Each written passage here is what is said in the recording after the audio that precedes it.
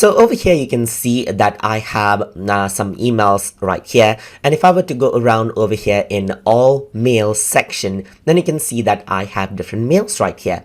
And what you may want to do is you may want to search out for different emails because you might have a lot of emails in your inbox. So to do that, you need to go around on in the search and mail section right here. And if you were to type in, let's say, for example, test right here, just like this, and press enter, then what happens is that all the mails with the word text opens up right here, just like this.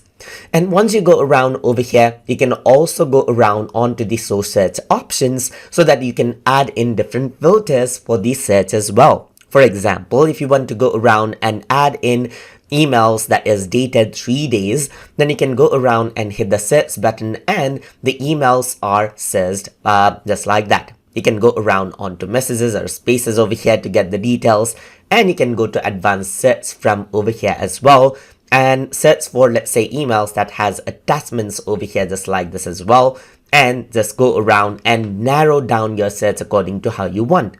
So I'm not going to go around and use any details right here. Let's just go around and say 2 months, and all of those mails open up right here. You can also exclude calendar updates right here, and then you don't get the calendar update mails right here, and the rest of it is filtered, as you can see right here.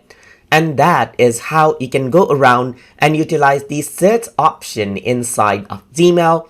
So hope you guys learned something as always. And as always, please like, comment, share, and subscribe.